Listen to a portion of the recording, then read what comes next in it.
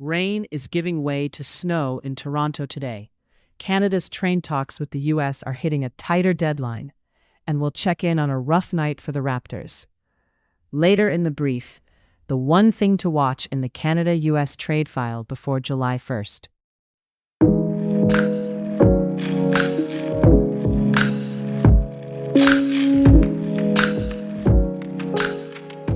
Toronto first.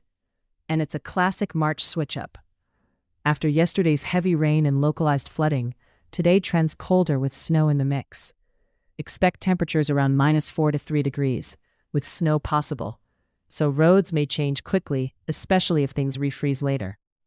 A quick policing note from just outside the city: York Regional Police are still looking for witnesses in a Markham hit-and-run that left a 19-year-old woman critically injured.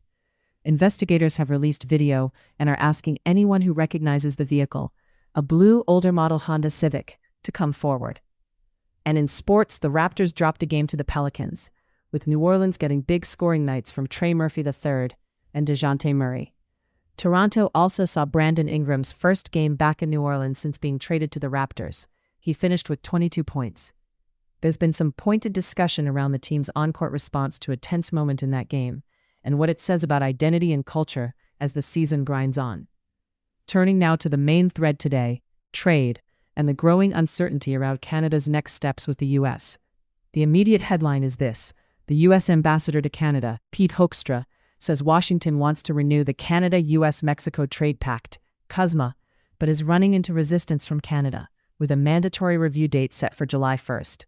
Here's the key point: that July 1st review functions like a deadline, even if it's not a hard cliff edge where trade stops overnight.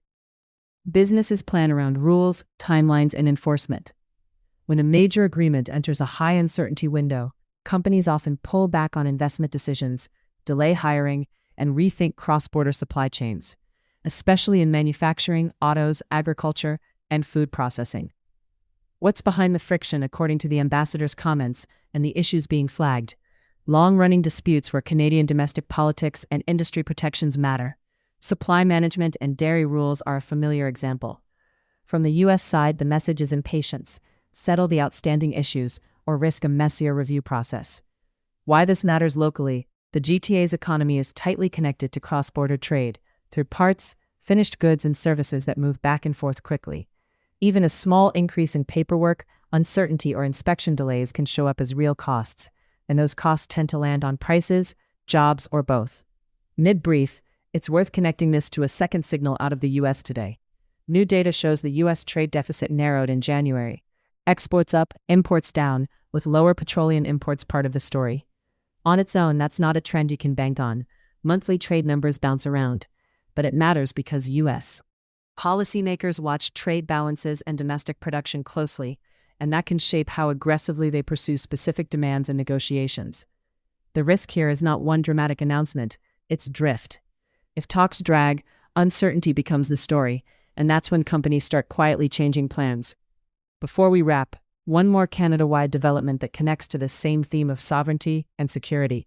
The federal government is pushing forward with major defense spending, over $900 million for long-term drone and airborne defense research through the National Research Council, and a separate longer timeline plan of about $35 billion for Arctic infrastructure and military footprint upgrades. The details and project lists can evolve, but the direction is clear: more capacity in the north and more domestic capability in aerospace and defense tech. Now, the final piece to watch as you go into the weekend. First, for Toronto, the practical watch item is the weather. Snow and temperature swings can make for quickly changing road conditions. Second, and this is the forward-looking payoff from earlier, watch the trade calendar.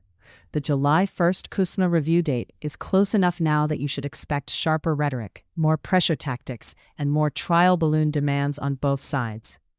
The important thing will be whether negotiators narrow the issues list or whether it grows. That's the brief for Friday, March 13th.